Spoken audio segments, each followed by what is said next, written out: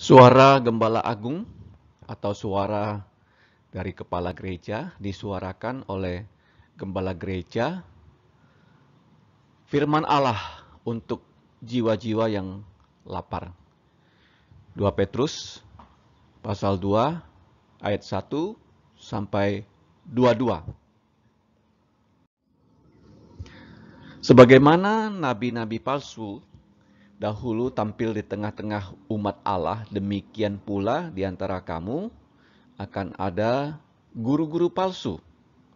Mereka akan memasukkan pengajaran-pengajaran sesat yang membinasakan. Bahkan mereka akan menyangkal penguasa yang telah menebus mereka, dan dengan jalan demikian segera mendatangkan kebinasaan atas diri mereka sendiri. Banyak orang akan mengikuti cara hidup mereka yang dikuasai hawa nafsu. Dan karena mereka, jalan kebenaran akan dihujat. Dan karena serakahnya guru-guru palsu itu akan berusaha mencari untung dari kamu dengan cerita-cerita isapan jempol mereka. Tetapi untuk perbuatan mereka itu, hukuman telah lama tersedia dan kebinasaan tidak akan tertunda. Sebab jikalau Allah tidak menyayangkan malaikat-malaikat yang berbuat dosa, tetapi melemparkan mereka ke dalam neraka, dan dengan demikian menyerahkannya ke dalam gua-gua yang gelap untuk menyimpan mereka sampai hari penghakiman. Ini untuk roh-roh jahat, malaikat-malaikat yang sudah jatuh. Di zamannya Nuh, mereka itu dikatakan oleh orang-orang yang meneliti Alkitab, mereka itu merasuki kaum pria keturunan Set ya, dan mereka itu menikahi, mengawini wanita-wanita cantik keturunan Kain, sehingga lahirlah kaum-kaum Nefilim atau raksasa-raksasa yang kejahatannya merajalela. Dan pada saat air bah, Nefilim-Nefilim yang dirasuki oleh roh-roh jahat adalah orang-orang yang tidak percaya, semuanya mati, dan roh-roh jahat yang merasuki kaum pria keturunan Set itu dilemparkan ke dalam neraka. Nah, neraka ini adalah tempat sementara untuk manusia yang tidak percaya yang sudah mati, untuk roh-roh jahat yang pada zaman Nuh semuanya yang merasuki keturunan Set yang pria itu dilemparkan ke sana. Tetapi pada penghakiman tahta putih besar yang dicatat di kitab Wahyu, neraka ini akan dilemparkan ya, kemana itu? Ke danau api. Jadi menyimpan mereka sampai hari penghakiman. Dan jikalau Allah tidak menyayangkan dunia purba, tetapi hanya menyelamatkan Nuh, pemberita kebenaran itu, dengan 7 orang lainnya, ketika ia mendatangkan air bah atas dunia orang-orang yang fasik. Dan jikalau Allah membinasakan kota Sodom dan Gomora dengan api, dan dengan demikian memusnahkannya dan menjadikannya suatu peringatan untuk mereka yang hidup fasik di masa-masa kemudian. Jadi kita lihat ya, Allah berjanji tidak akan lagi menghukum dunia dengan air bah, banjir global, tetapi dengan api. Nah, kota Sodom Gomora itu betul-betul dibuat sebagai satu contoh. Ya, jangan tidak percaya Yesus, kalau tidak percaya akan dibakar selama-lamanya. Ayat 7. Tetapi ia menyelamatkan Lot. Nah, Lot ini orang benar ya. Orang benar artinya sudah percaya akan datangnya Tuhan Yesus, tetapi dia adalah orang benar yang duniawi, yang mengejar harta benda. Dia tinggal di dekat kota Sodom dan Gomora, akhirnya dia masuk ke kota itu dan menjadi pemimpin dari mereka juga. Yang terus-menerus menderita oleh karena cara hidup orang-orang yang tidak mengenal hukum dan yang hanya mengikuti hawa nafsu mereka saja. Sebab ya, orang benar ini dikatakan 2 kali ya, orang benar, karena Lot ini memang sudah percaya mengikuti imannya Abraham, Tetapi ya dia memilih untuk mencari kekayaan dunia. Tinggal di tengah-tengah mereka dan setiap hari melihat dan mendengar perbuatan-perbuatan mereka yang jahat sehingga jiwanya yang benar itu tersiksa.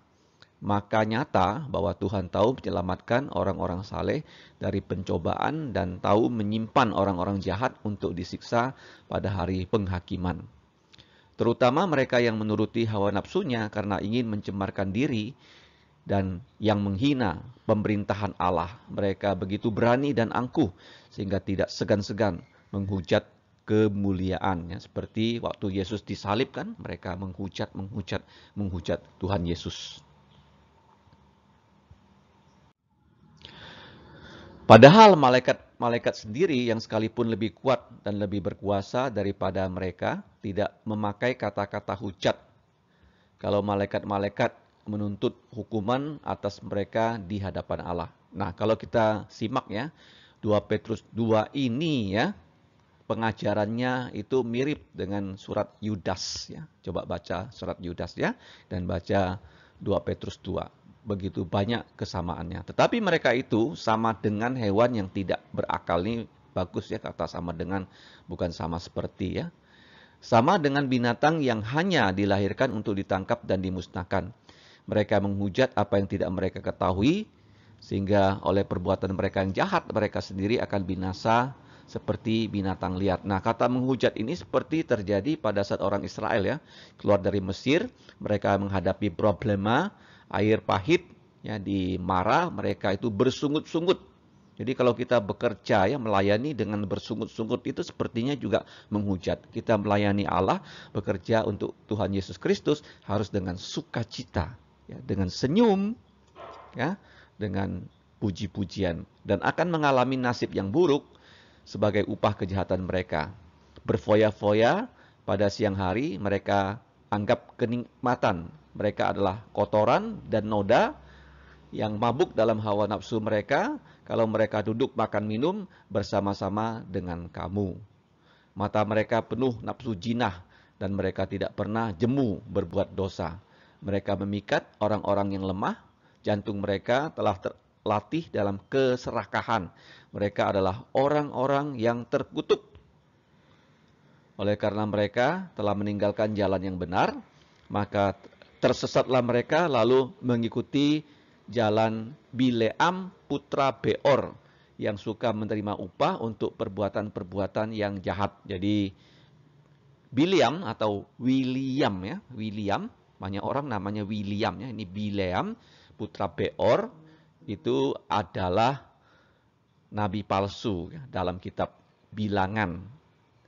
Pada pasal 31 dia tidak mau bertobat, dia akhirnya binasa oleh pedang. Kenapa? Dia sudah diberitahu jangan ya pergi bersama Balak untuk mengutuki orang Israel. Tetapi karena upah dia pergi 3 kali dia mengutuk di atas gunung, tetapi yang keluar dari kata-katanya itu dikendalikan oleh Allah, bukan kata-kata kutuk yang keluar, tetapi kata-kata berkat. Tetapi dia memberikan nasihat yang jahat kepada Balak ya. Yaitu bagaimana cara menjatuhkan orang Israel. Kirimlah wanita-wanita cantik yang tak bermoral. Ajak pria-pria Israel berzina sehingga pria-pria Israel yang berzina berdosa dan secara otomatis Tuhan menghukum ya, orang Israel. Tidak perlu diserang ya dengan pasukan. Kirim wanita-wanita cantik bejat supaya pria-pria Israel itu ya, tersungkur kepada wanita-wanita itu dan ikut menyembah berhala dan Tuhan menghukumnya bangsa Israel.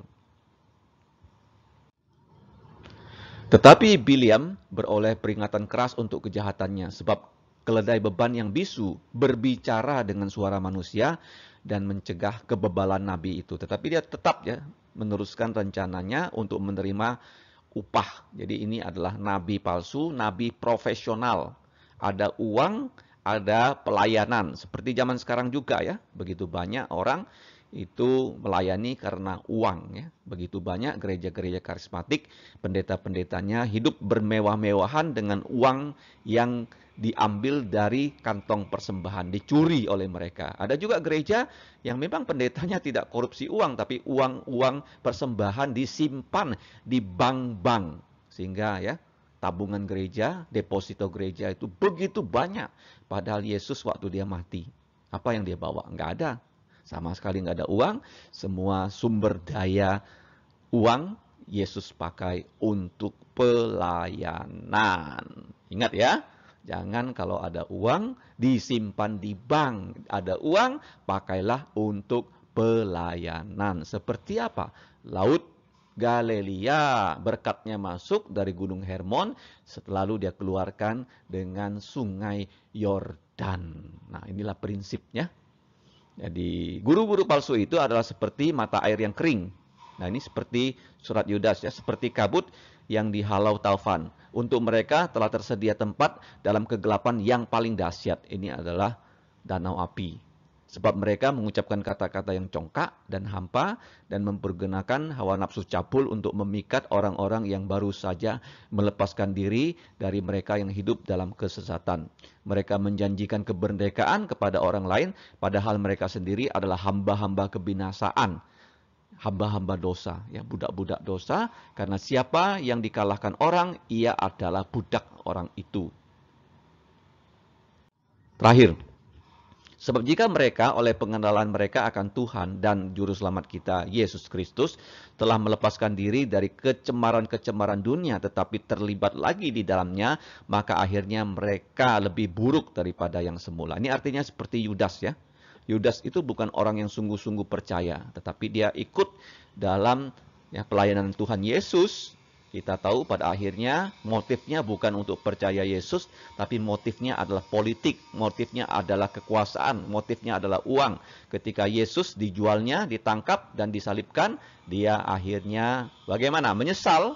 Dia bukannya bertobat seperti Petrus, tapi dia mati gantung diri. Ya, jadi inilah Yudas, bukan orang percaya, walaupun dia sudah masuk ya ke dalam kelompoknya Yesus. Ya, jangan sampai kita seperti itu ya. Sudah ke gereja, sudah dibaptis, dan sebagainya, bahkan sudah terlibat dalam pelayanan, tapi seperti Yudas tidak sungguh-sungguh percaya. Karena itu untuk mereka adalah lebih baik jikalau mereka tidak pernah mengenal jalan kebenaran daripada mengenalnya. Tetapi kemudian berbalik dari perintah kudus yang disampaikan kepada mereka. Untuk mereka cocok apa yang dikatakan peribahasa yang benar ini. Ini kutipan dari kitab Amsal. Anjing kembali lagi ke muntahnya dan babi yang mandi kembali lagi ke kubangannya. Artinya anjing tetap kotor, babi tetap kotor ya, walaupun dia itu adalah sepertinya domba yang bersih, tapi sebenarnya adalah binatang-binatang kotor ya, yang tidak pernah lahir baru. Mari kita berdoa. Bapa, kami mengucap syukur untuk Tuhan Yesus putramu. Selama 3,5 tahun ia melayani, dia memilih para murid yang dijadikannya para rasul. Kami berterima kasih untuk Rasul Petrus, yang namanya adalah Simon. Oleh putramu diberi nama Petrus.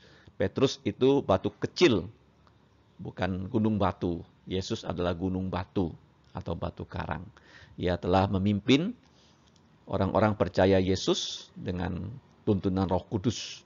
Ia juga menuntun Markus yang pernah meninggalkan pelayanan menjadi seorang hambamu yang setia. Sehingga melalui Petrus, kami tahu engkau memimpin Markus, menulis Injil Markus, dan 2 surat Petrus. Surat Petrus pertama dan yang kedua. Ini adalah topik penting ya Bapak, karena engkau 2 kali mengatakan hal-hal yang sama melalui Petrus dan juga Yudas.